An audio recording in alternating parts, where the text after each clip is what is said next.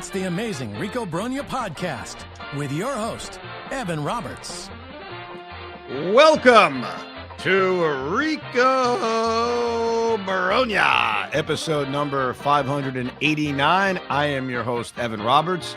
The Rico Brogna, an all-encompassing Met podcast named after one of my favorite players growing up, the incredible Rico Brogna. Today on the Rico, we will focus on relief pitchers. We will do a deep dive on the relief pitching free agent market.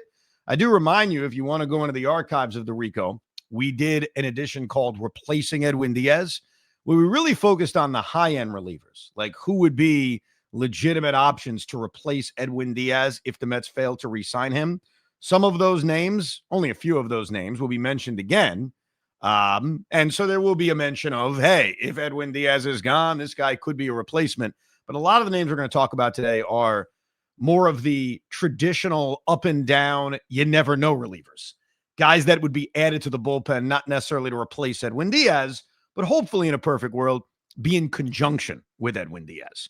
I do want to thank everybody. We've gotten a lot of emails over the last few days with suggestions for the Rico rewatchable series, where during the offseason, we pick a game to rewatch. We all watch it together, and then we do a whole Rico breaking down the game. We've decided to have two of them this year. So there'll be two Rico rewatchables, and I am going to tell you one that we will officially announce, but I'll tell you that at the end of today's podcast.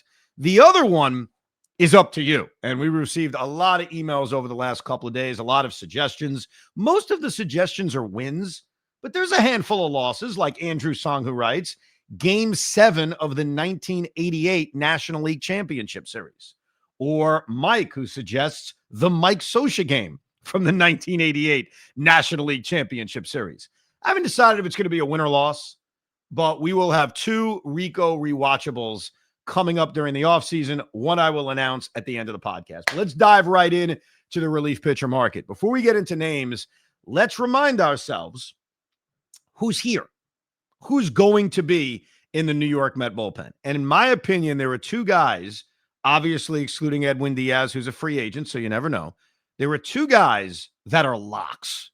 Two guys that, barring a surprise trade, because, of course, they could always be traded. I think the Mets are open for business in a lot of areas. But these two guys, barring a trade, are in the Met bullpen. And you keep your fingers crossed that they're healthy. Number one is A.J. Minter. A.J. Minter picked up his team option, his player option, I should say, at $11.5 million. He's going to be in the Met bullpen. Obviously, the concerns around A.J. is health. He missed a bunch of time at the end of the 2024 season. The Mets signed him. He was recovering during the offseason and recovering in spring training. I think it was a hip issue that he was recovering from, if memory serves correct. He actually pitched throughout the first month of the season, pitched reasonably well, and then got hurt again. And we didn't see A.J. Minter again.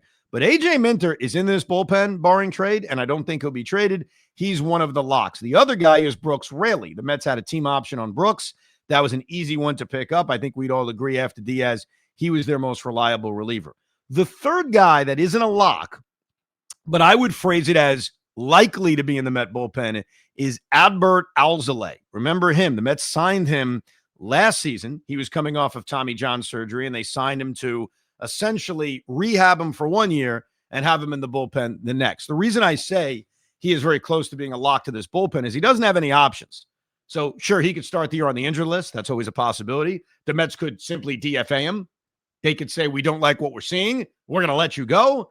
But I would lean towards Alzolay is probably in this bullpen. That's it. The rest of the names that I'm about to tell you are candidates to be in the Met bullpen, but they're certainly not locks. These are the guys who have options. So we'll battle for a spot in spring training, but because they have minor league options, it's easy for David Stearns to store these guys in Syracuse. Here are the names. Huáscar Brazoban. Now, I think most of us would say Brazoban has a leg up on making the bullpen, considering the way he pitched last year. He's also a non-tender candidate, but I think the Mets should tender him a contract. Dylan Ross, who we never really saw, though he was called up numerous times. Dylan Ross, I think, has a real shot to make this bullpen. I think if he pitches well in spring training, I wouldn't say he's a lock, but I think he's got a leg up despite having options. Old friend Justin Hagenman, Alex Carrillo. Those are two guys that were on the Syracuse shuttle. And then Joey Gerber, a guy the Mets picked up during the offseason. The guys without options, these are the guys who, may make the team, because if they don't make the team, they're gone. They would be sent away, is Brandon Waddell, Dickie Lovelady, Jose Castillo, and Austin Warren. I think a lot of those guys will be in the major leagues at some point, but they are not locks. Now, the reason I do this exercise is we need to figure out how many bullpen spots the Mets really need to fill. So if we are under the guys that the three guys I mentioned, Minter, Raley, and Alzolay, are close to being locks, and let's figure one or two of the names I just mentioned with options make the team, that gets you to 5. There are 8 bullpen spots. Remember, you are legally capped at carrying 13 pitchers to start the season. You've got 5 in your rotation. I assume the Mets are going to go with a traditional 5-man rotation, though you never know. I think a lot of that depends on the future of Kodai Senga. So you're looking at an 8-man bullpen. If Edwin Diaz is here or not, because if he's not here, I assume they would replace him with one of the high-end relievers. That really gets you to about, I'd say, 5 or 6 spots that are already filled. So that leaves you maybe 2 free agent signings, maybe 3. Maybe there's a trade that acquires you a reliever. We'll do a podcast on that in a couple of weeks. So I think as we go through this exercise, remember, you're likely looking in terms of major league contracts, guaranteed major league contracts, maybe 2 or 3 signings, depending on how much wiggle room David Stearns wants to have. The reason I would go personally on the high end is I can't trust guys to stay healthy. I mean, we saw it last year with A.J. Minter. He wasn't healthy. And you really can't trust it with anybody. Injuries are such a part of the game. I also have an opinion that I would take one of my bullpen spots and have a real long man. And I think in today's day and age, it may not even be a long man. It's probably more of a swing starting pitcher. Because I think, A, it protects yourself from the starting pitcher that gets knocked out very early, where they can eat up 4 or 5 innings. That's number one. And number 2, in a game in which it is out of reach, whether you're up by a lot of runs or down by a lot of runs, I think it's a really useful weapon to have somebody who could eat 4 or 5 innings out of the bullpen, if necessary, or 3 or 4 innings out of the bullpen. I don't believe any of the guys I mentioned. I mean, yes, Brandon Waddell can do that, sure. Justin Hagenman can do that, sure. I would want it to be somebody better. I would want it to be one of those guys competing for a rotation spot, doesn't get the rotation spot, can easily be moved into the rotation. So who is that guy, especially with the Mets facing a lot of injuries from last year? Like Tyler McGill would be perfect. He's not an option. Griffin Canning would have been perfect. He's not an option due to injuries. So I don't know if that's somebody that the Mets add in free agency, or maybe somebody that we're not thinking of right now. Or maybe it's a guy who makes a crap ton of money, who we assume is going to be in the rotation, but isn't in the rotation based on the way the offseason goes. So I like to have at least one guy who fills that spot. Now let's get right to the names. Obviously, Edwin Diaz is the top guy available in free agency. I think we all agree and all want him to come back and be the closer of this team. I think it makes everything else in building this bullpen a lot easier.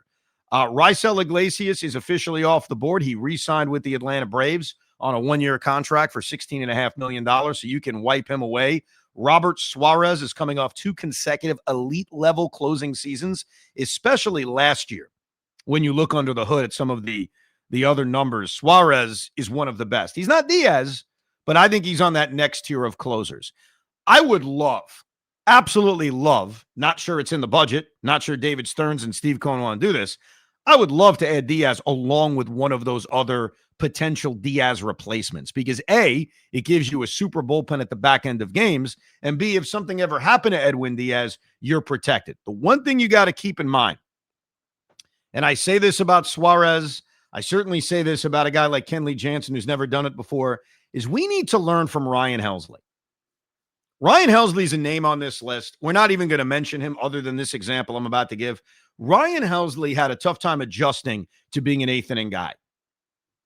And I forget who reported it. It was probably The Athletic. There's so much reporting over the last few days. I apologize. That the Mets, in trading for Ryan Helsley, almost ignored or said, we're not worried about that adjustment question that Helsley was going to face. And a lot of teams around baseball feel that's why he struggled. And so when you look at a Robert Suarez, Kenley Jansen, who I don't think is an option unless he's replacing Diaz, because Jansen wants to stack up. That's the word I'm looking for. As many saves as humanly possible. He wants to go to the Hall of Fame. I respect it. He wants that save number to be enormous. So I think in Jansen's case, he's only considering the Mets if he's closing. But in the case of Suarez, and because they're free agents, I think you can have the conversation. You need to make sure these guys are comfortable. Not everybody's Andrew Miller, who I think is the great example of just give me the baseball. I don't care where you use me. I'll be able to get the job done. Devin Williams was reported by Jeff Passan as a guy the Mets are certainly eyeing to pair up with Edwin Diaz. What I feel good about with Devin is that he made the adjustment. Now, it wasn't easy. It wasn't perfect. And I think Devin's issues with the Yankees were not about moving to the eighth inning because remember, he was actually the closer at the beginning of the season. They gave him his most comfortable job. And he struggled and he failed and he lost that job. I think Devin Williams, and I want you guys to do this because I was doing it the other day. I didn't pull the audio to show it. But Devin Williams made a lot of comments at the end of the season in his very calm voice. He's very calm, which makes people think he doesn't care. Not fair. Talking about how much he learned to love New York. And it felt genuine. And then he was at Madison Square Garden a few weeks later. So personally, I'm speaking, I am relieved. Relieved? Yeah, I think that's the right word. I'm no longer worried about Devin Williams' handling of New York. That was a concern I had early on. But I think what he has said and his actions tell me that his struggles with the Yankees may be more related to the adjustment that initially he was making or just traditional pitch tipping struggles, which happen, than not being able to pitch here. Obviously, David Stearns should have an affinity for him since there's a history going back to Milwaukee. He acquired Devin Williams to begin with. I, like most, am very drawn in by Devin Williams along with Edwin Diaz. If you're asking to have him replace Edwin Diaz, I don't love it. But the truth is, I don't love any of these guys replacing Edwin Diaz. Let's get to some of the other names. Shawn Armstrong is very appealing. Shawn Armstrong is 35 years old. He had a tremendous season last year for the Texas Rangers where he served in both roles. He also allowed the second fewest base runners of any reliever in baseball last year. The other thing about Shawn Armstrong, and I was looking this up because I don't know if you guys remember if you're a longtime Ricoer, if you will. I was enamored by the inherited runners scored or inherited runners stranded percentage. I think it's one of the most important stats in all of baseball, and it's really not publicized very much. You know, what is the percentage of guys that are stranded?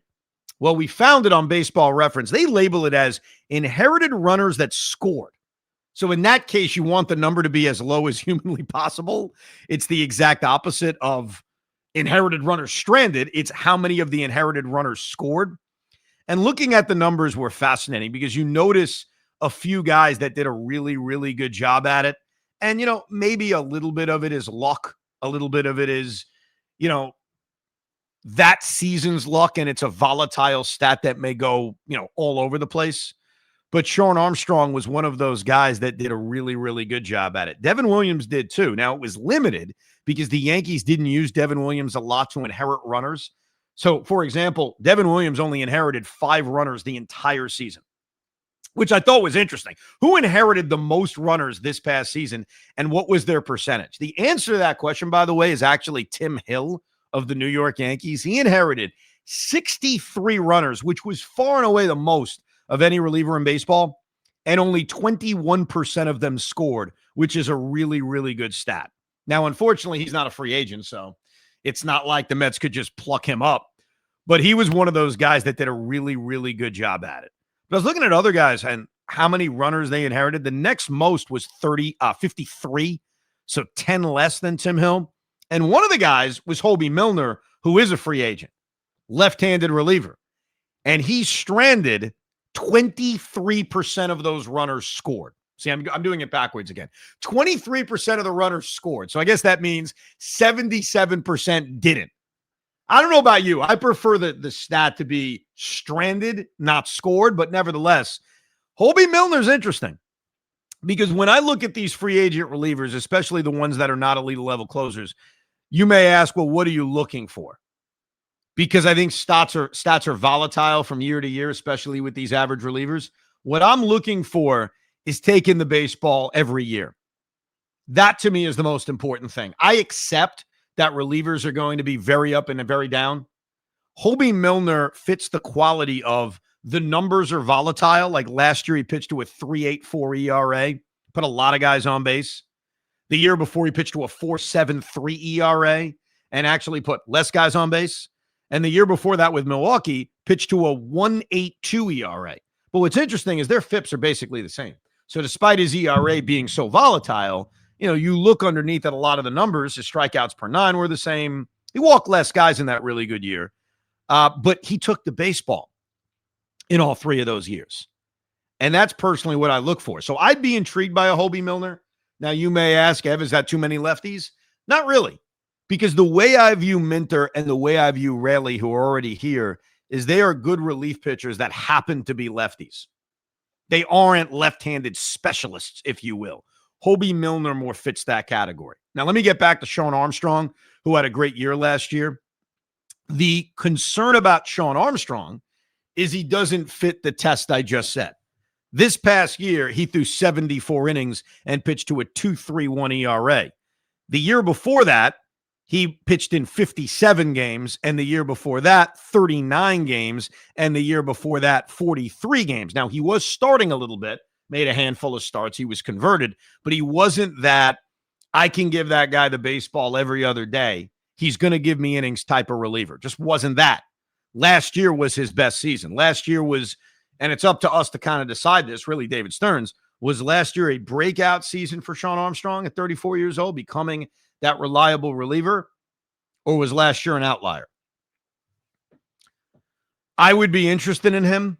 I would be interested in him more in a one-year contract, but coming off a year in which you pitched to a 2.31 ERA and you allowed the second fewest base runners of any reliever in baseball this side of Aroldis Chapman, that's kind of a tough one. Like, he's probably going to get a multi-year deal. Another guy to keep an eye on, and I am intrigued in bringing this guy back, is Phil Maton. And I say back because, yes, we had Phil Maton a couple of years ago. Last year between St. Louis and Texas, number one, he took the baseball 63 times. He pitched to a high 2 ERA. His FIP mirrored that, which shows that he wasn't pitching to just good luck. And he's one of those relievers that, you look at his career, fits that test. He takes the baseball. So I would not be turned off by his struggles here. And truthfully, how much did he really struggle here? He actually pitched well after the Mets acquired him. He just wasn't great in the postseason, which, let's face it, is a small sample size. Are we really going crazy about that? The other guy that I would also be very interested in, and I'm curious what kind of contract he'll get, is 32-year-old reliever Pete Fairbanks. Pete Fairbanks appeared in 61 games last year, was the primary closer for Tampa Bay over the last 3 years, pitching to a very consistent ERA. So he fits the bill, as not only has he, for the most part, taken the baseball, because he made 60 appearances last year, but the year before that was in the high 40s. The year before that was in the high 40s. So he hasn't fit the test of being super reliable when it comes to health, but he has fit the other test of being good, which a lot of these relievers don't do. They're all over the place. They're so up and down. He's got closing experience, which I like, so that if I do keep Edwin Diaz, and I want to use Edwin Diaz in the 7th or 8th inning, which for those who listen to the Rico a lot know I'm a big fan of, you can feel confident of Fairbanks then taking the baseball in the 9th inning. That's the same attribute that Kyle Finnegan brings, who's also a free agent. Finnegan is 34 years old. He's coming off a year in which, when he was traded from Washington to Detroit, and he was the closer in Washington, so like Fairbanks, closing experience, he goes to Detroit, where he's not the primary closer, does get a handful of save opportunities, and was absolutely spectacular. Pitched to a 1.5 ERA. Was really, really good. Also made a bunch of appearances in the postseason for Detroit. Kyle Finnegan and Pete Fairbanks fit that they're not replacing Edwin Diaz. They're not elite level closers, but I can bring them in on a good team, make them my 8th inning guy, and kind of trust that, A, they can form this great tag team with Edwin, but also close if I need them to. Here's another guy that I would absolutely love on a one-year contract. Clearly one-year contract, because he's coming off a terrible season and he's old. And that's Kirby Yates. Kirby Yates was atrocious last year for LA. Could not pitch, was not reliable. I don't even think he was on the postseason roster at the end of the season, if memory serves correct. Tanner Scott was, and then got pulled, I think, when they got to the World Series. Kirby Yates wasn't good last year, pitched to a 5 ERA. But the year before that in Texas, made 61 appearances and pitched to a 1.17 ERA and had a whip well under 1. The year before that, with Atlanta, coming off of the major injury, 61 appearances, pitched to a 3.2 ERA. In fact, going all the way back prior to his major injury and then post his major injury, which was Tommy John, he's been rather reliable. He's a 60 inning, 60 performance kind of guy basically every year.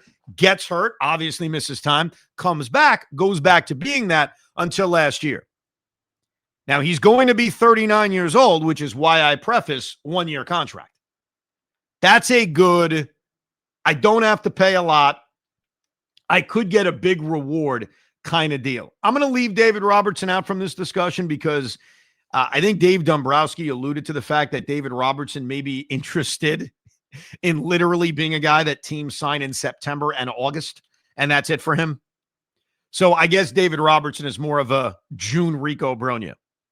Emilio Pagan. Emilio Pagan has been around for a while, and throughout his career, at least 4 of the last 5 years, has fit the Evan test of taking the baseball and being mostly healthy.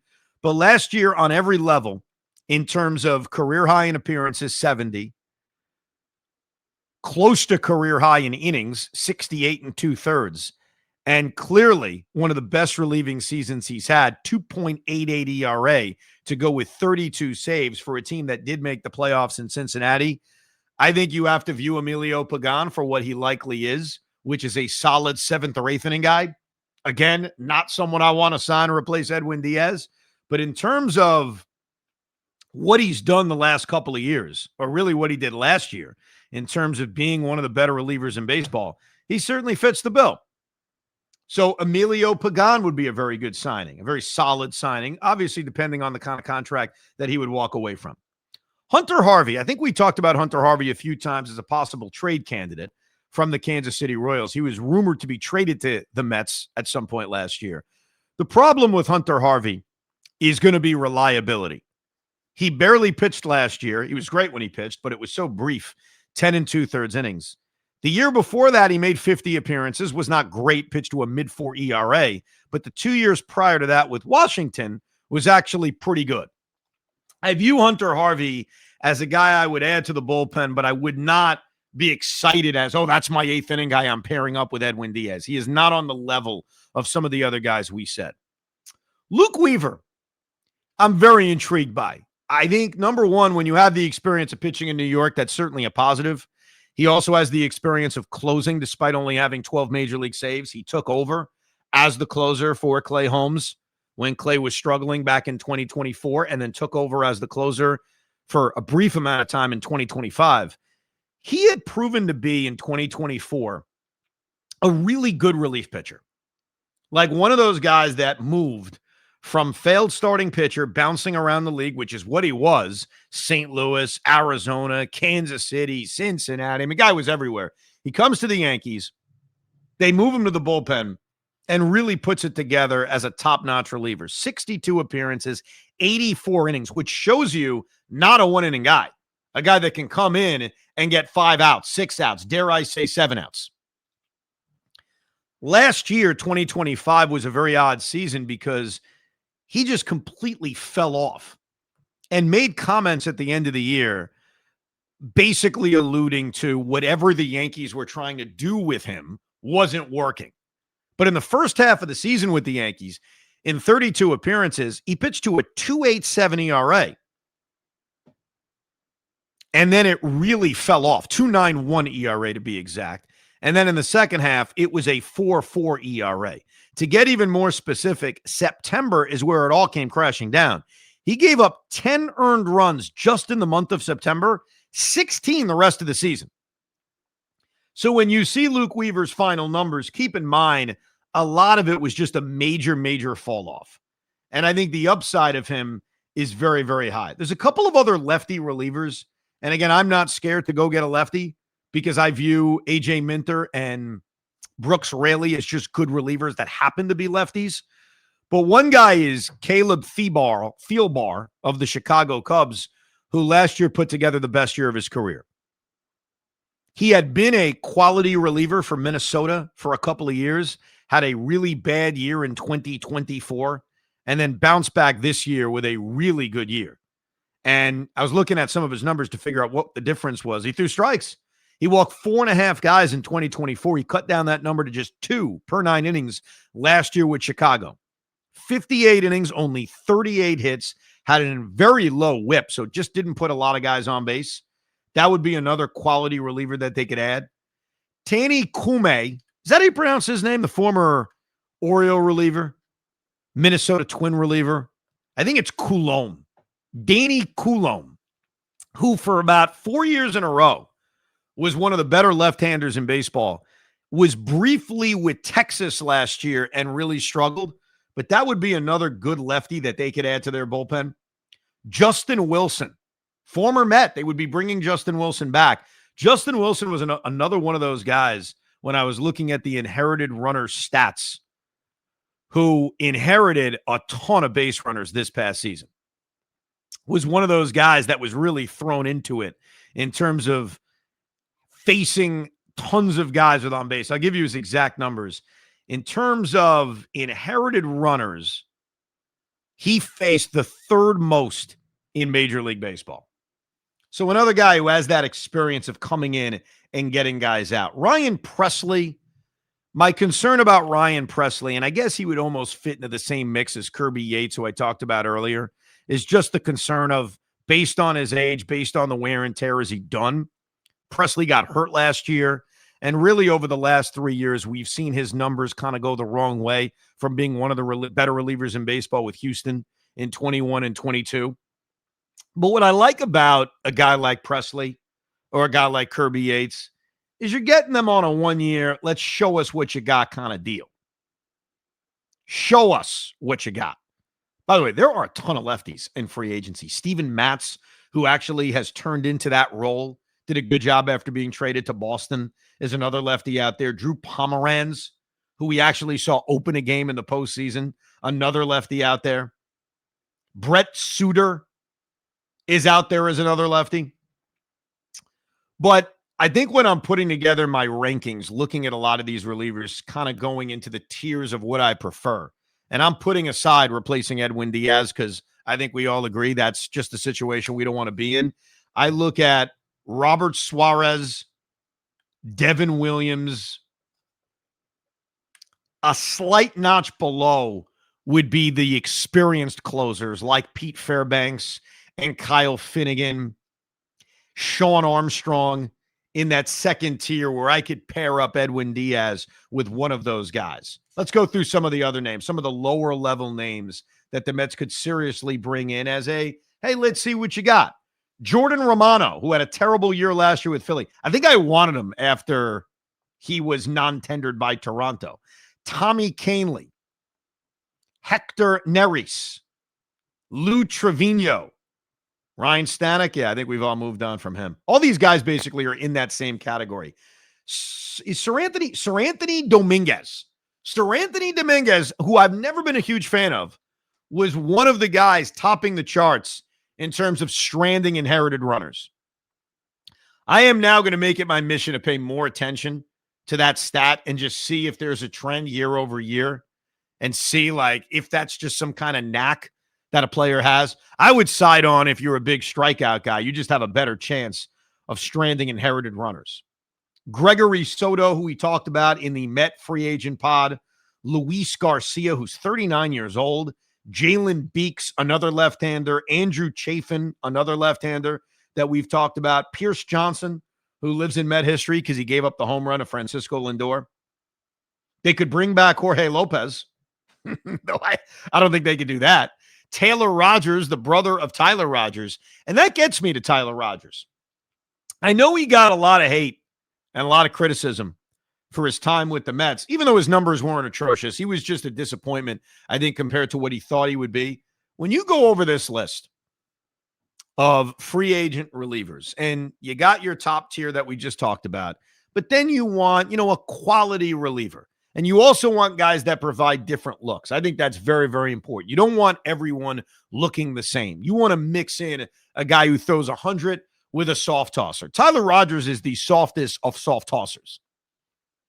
He's also a submarining right-hander. I love having that look in my bullpen. Now, we talk about inherited runners and Tyler Rogers and possibly struggling with that because he's a contact pitcher, which we don't have a lot of. Okay.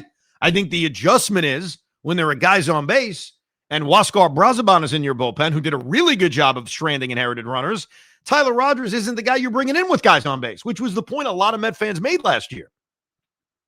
But I would absolutely love Tyler Rogers in my bullpen. Tyler Rogers, maybe more than anyone we've talked about outside of the elite level, top level closers, is one of the most reliable pitchers in baseball. The Evan test, as I've now defined it.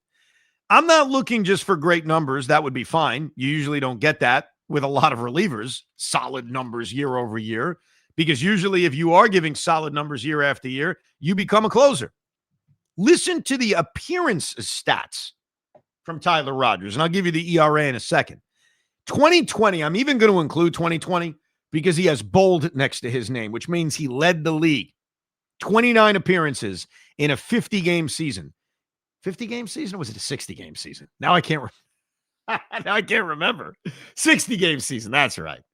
29 appearances, led the league. 2021, 80 appearances, led the league. 2022, 68 appearances. 23, 68 appearances. 2024, led the league, 77. And last year, led the league with 81. So you're talking about a guy who's been in the major leagues for, let's say, 7 full seasons. He's led the league in appearances 4 times. And because he doesn't throw that hard, I'm not concerned about wear and tear. So as you go through the list of relievers, I'd put him high up on my list. So what would be an ideal Evan bullpen addition as we went through these names? And there's a few I missed. Caleb Ferguson, another lefty. Derek Law, a right-hander. Chris Martin, who's 40 years old now. Jacob Junis. Sean Newcomb, another left-hander. Shelby Miller. Jose Leclerc. Michael Kopech, who was hurt last year. The former Met Paul Sewald. I think we've hit it all. Ryan Helsley, who already mentioned the Mets are not bringing back. Based on this list and based on what the Mets currently have in their bullpen, I'm going to give you my dream list. And I'm going to try to be realistic because I don't think they're going to add Diaz plus 2 high-end relievers. So, for example, the rumors are Devin Williams. I like Pete Fairbanks. I'd be very surprised if they add all 3. That'd be a surprise to me, unless Pete Fairbanks is taking some kind of short-term deal to try to enhance his value. Other than that, I don't really see that being realistic. So it's Edwin Diaz and one other pitcher. I'd probably say the other pitcher is Pete Fairbanks. I would put Fairbanks slightly ahead of Devin Williams. Now, I think Devin has the higher upside, no question, but I would slightly give Fairbanks the edge with Devin Williams being slightly behind. That would be my wow, we have ourselves a bullpen. And then the third and final guy I would add is Tyler Rogers. So this is what the Met bullpen would look like in my dream scenario. And obviously, if you disagree or have another dream scenario, you can email us to ricob@gmail.com. I'm not including Robert Suarez because for twofold. I don't know how the adjustment would go to being the 8th inning guy. I also just don't think when Diaz gets paid, and he will, that Suarez is going to get significantly less. Like, I think he's going to do really well. He's not going to get the Diaz contract, but he's not going to be far off. So I have a tough time believing that the Mets would actually go with the dream team, if you will, of Diaz and Suarez. So here's my bullpen with all of these names we talked about. And I'm not expecting this. I'm just saying this would probably pump me up the most. You've got Raley and you've got Minter set from the left side. You've got Diaz, you have Fairbanks, you have Rogers, you have Alzolay, you have a Dylan Ross ready to make the team, and then one long reliever. I'd like that bullpen.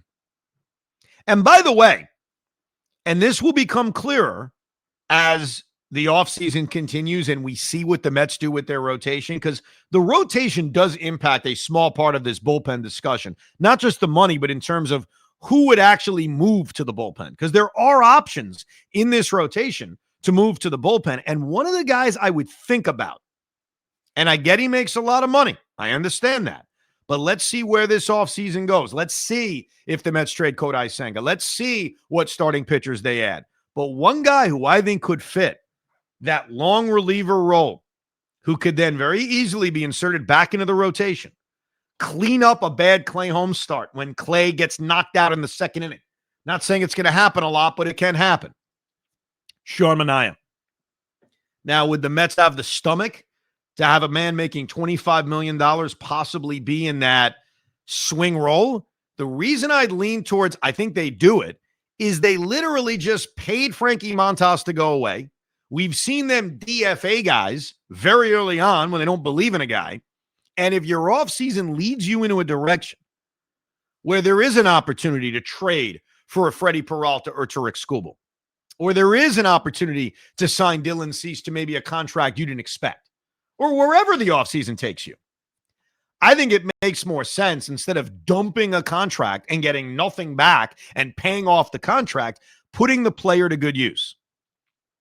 Because I see a scenario where that sixth starter, even if Senga's not here in this rotation, I can see a scenario where that sixth starter makes a handful of starts, has an opportunity to re-enter the rotation if there's injury, because newsflash, injuries are a part of baseball, and can also serve that valuable role of eating 4 or 5 innings out of the bullpen. So I know off the top it sounds nuts just because he's making $25 million, but I think Sean Manaea can be valuable not only in those roles I just mentioned, but I'll throw out another thing at you, which I'm still intrigued by. And a lot of it depends on where this offseason goes. The tag teams. We talked about that a lot at the end of the year. I was a huge fan of it. We talked about it before the Mets even started doing it, which is tag teaming starting pitchers. I think Sean Manaea could be perfect in that role. So I can see that scenario where he fills that long man. None of these relievers really kind of fill that role. I think you almost have to look at the back end of the starting pitching market to find a guy who fits that. But yeah, those are the relievers that intrigue me the most from free agency. Kyle Finnegan, Pete Fairbanks, Devin Williams, kind of filling that second tier spot after Edwin Diaz, and then bringing back Tyler Rogers because of the reliability he provides. Your thoughts? Which reliever should the Mets go after aggressively in free agency? You can email us, thericob@gmail.com, thericob@gmail.com. Now, I present to you one of 2 Rico rewatchables for this upcoming offseason. I believe this game needs to be rewatched. That's is why I am not asking for suggestions on this one. I am just telling you it's a necessity. It is a game that I admit to you, I did not get to watch live. I was on a train heading back to New York City that night and listened to it on a Walkman, or a Walkman. So I can't wait to sit down, take my scorebook out and score it, and there will not be a dry eye in the house. I wonder if people have figured it out yet. It has been 25 years since that faithful day. And I'm no longer talking about the game. I'm talking about the day that changed America, the day we were attacked violently, September 11, 2001. And look, I know that there are many Rico listeners that are young, and for them, this is a history footnote. Like when my grandfather used to tell me about Pearl Harbor Day, or when my dad used to tell me about the assassination of John F. Kennedy. But I can't believe it's been 25 years. And not a day goes by where I don't think about that feeling that I had and we all had on that day. And nothing is going to bring back the innocent lives. Nothing is going to bring back the innocence that we had on September 10th. But for all of us as baseball fans, the day baseball returned to New York and the day the Mets played the Atlanta Braves in the middle of a pennant race, might I add, none of us knew what to expect. We didn't know what the crowd was going to be like. We didn't know what the atmosphere was going to be like. We didn't know what the game was going to be like. And for many who went into the ballpark that night, I wasn't. My dad was. There was also that fear of, are we even safe? And the Mets played a game that night, and I think we all remember the Mike Piazza home run. So why not dive deeper? Why not watch the entire game? So in honor of Mike Piazza, in honor of 25 years, and we will never, ever, ever, ever, ever forget what happened a few days before. What was it? 9 days before, 8 days before.